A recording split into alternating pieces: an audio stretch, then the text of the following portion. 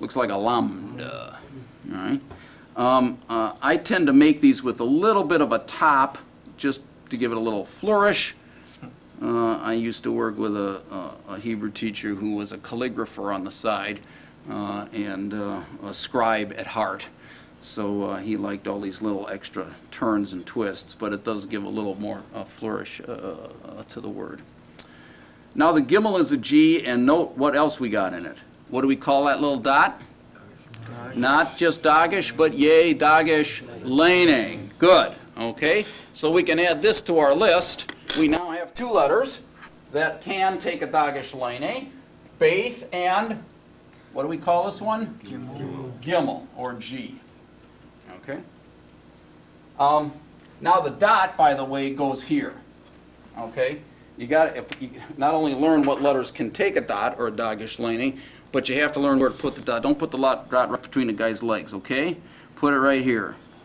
Okay. Right here in his belly button. All right. That's the dagish. Now the difference between a hard and a soft gimel is hard to maintain in most speaking the language here. Okay, I'd like to believe this is the difference between the two G's in the word garage, because it would be great in English because we have a real word like that. And maybe it's just a little bit of a softer G, but it's hard to distinguish a real clear difference between a gimel and a jimmel. And again, we don't know how any of this was really pronounced. Okay, fourth letter is Daleth. Daleth. Now that's easy. It's over and down. All right. But here you have a real sharp angle, and in fact, once again, you have to look for a little overhang. Don't do this. Okay. If you just do this, there's another letter coming up on the next page called a resh. That's going to look a lot like that if you're not paying attention, right? So again, here the daleth has a little bit of an overhang, but again, don't make your vertical line in the middle either. That looks like an English T. That's not a daleth. Okay, D over and down.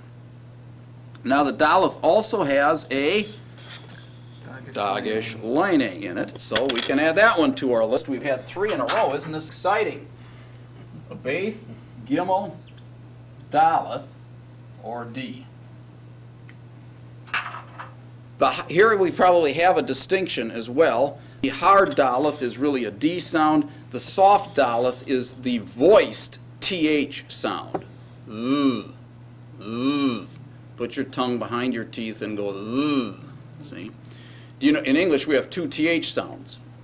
Did you ever think about that? What's the difference between these and thin? One has sound to it. That's called voiced sound. These, thin. See, you say thin, your tongue doesn't vibrate. And this is the voiced TH. It's really just kind of a dull lul.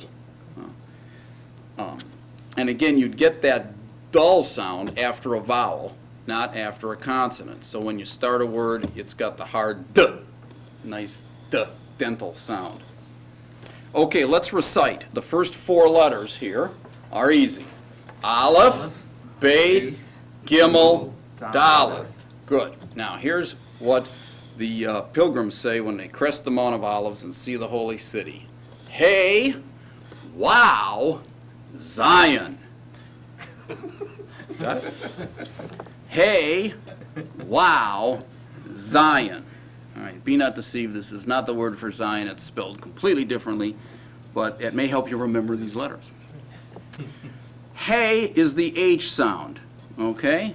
It's the H sound, and it's really one of 2 H sounds, but it's the one we would think of first. All right, easy enough. Now, hey can be a little tricky, all right? It's over and down on a curve, but now be sure you leave a gap here, okay? You got to leave a gap here and start the vertical over here with a little bit of an opening, okay? When guys get sloppy and start doing this, do you see this height coming up down about 3 letters? That's the next H sound, and that's a different letter, okay? So don't do that. You'll see some people, in fact, some of your teachers on our faculty will still make a hey with almost a squiggly line here. And they do that just to make sure that it's not the connected line of the heath. Okay? If you do it neatly, you don't have a problem. Once in a while, a student will put the gap in the wrong place, and he'll have sort of a skylight hey. That's not a hey. Bad hey. Good hey. All right? Got that one? Hey, hey. Wow. Wow is really just a vertical line. It's the simplest letter in the alphabet. All right? Once again, both in print and most people that handwrite put a little bit of a curve or hook on top just to give it a little bit more character. But there you go. It's just a vertical line. Wow.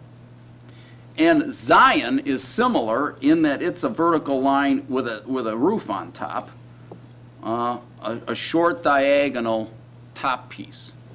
In handwriting, a lot of people make a Zion with just a straight, not a straight, it's a diagonal, but a straight diagonal. And again, I tend to give them just a little bit of a curve to give it a little flair. Okay?